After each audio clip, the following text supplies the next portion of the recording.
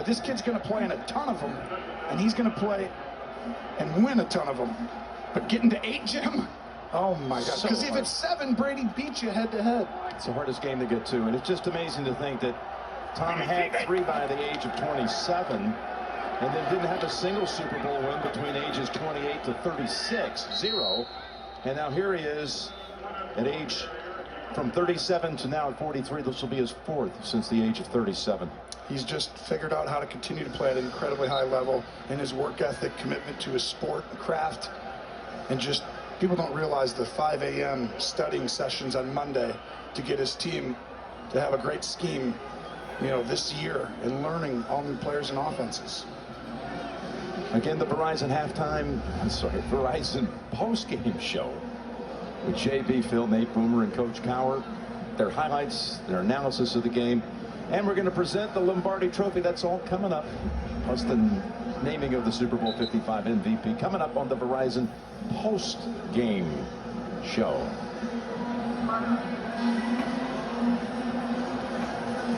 Well, I do think, you know, it's not inconceivable. What happens if these two teams met again next year and Mahomes beats them then? Then he kind of closes the gap, right? That's not the way to go. I didn't hear that all of the build-up. Okay. I'm just saying, that one still goes. If I'm him, I'm always thinking optimistically. But what a job Tom Brady and this Buccaneers team has done. Look at this. Going for a long ball over the head of Brown. Well, the reason they do that is the safest throw right there. Throw it deep, one-on-one. Just want to send along our thoughts and prayers for the little girls and children that were injured in the car crash Thursday night involving head coach Andy Reid's son, Britt. Multi-vehicle accident. 2 children in a car hit by Reid's car, Britt Reid's car. He's the outside linebacker coach, seriously injured, one involving life-threatening injuries, and seeing the picture of the little girl, and she's and her family are very much in our thoughts and prayers.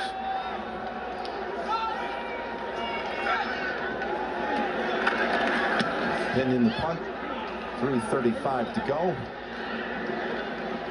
Tyreek back on the punt return. First time tonight, he races out of bounds. Well, how about Bruce Arians? 2 years ago, he was working for CBS. Shows you anything's possible, Tony. You're right. I'm out of here. I'll see you. Sure has been fun. He worked with Greg Gumbel and Trent Green. Did a game every week for us. Said he couldn't really use his real voice. At times I thought he might have meant his real vocabulary when he was talking to us about it, but he enjoyed it. He loved going to the practices, the meetings, and finding out what teamwork is like on the broadcast side of it. And still has his CBS blazer, he says, inside his closet at home. What a special season, and they don't get here without Bruce Arians and his adjustment ability. The ball hit the ground incomplete. Without his vision, and to keep this team going, 7-5. You know how hard that is to get your team, I mean, to go undefeated from that point on. I mean, it starts with your head coach and his vision, and it trickles down. And that's a close call right there. But I think that's an incomplete pass. But what a fantastic job. He deserves a ton of credit. 2nd and 10.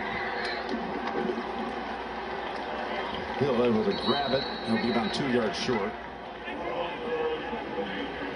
Now, he's an interesting guy and has been successful. It took him a long time, talking about Bruce Arians, to get a head coaching job, and he finally got one out of Arizona. All he did is win a couple of Coach of the Year awards. Players love playing for him. Edwards-Helaire down to about the 31.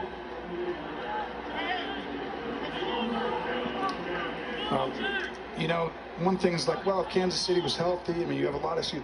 Here's the one thing. They played the first quarter. Kansas City was ahead 17-0 earlier this year. From that point on, Tampa Bay's won 55-19, Jim. That's not random. The rest of that game, they came back. Tampa ended up losing, and Kansas City kind of dominated early. But the adjustments Tampa has made, they've kind of shown you they've just been more physical. They've won these games in the trenches, or I mean, they've really won late in the year in the trenches, and then Tom just kind of gives you the Tom Brady specialness. It was a team According to the coach, the process took forever to get it to come together.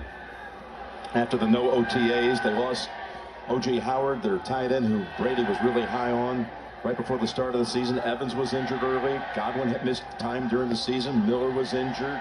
A.B. signed in late October. Fournette, of course, had to come over off the waiver wire and catch up. So once you kind of got all that gelled, and that again would be on the timeline right around the bye week, the first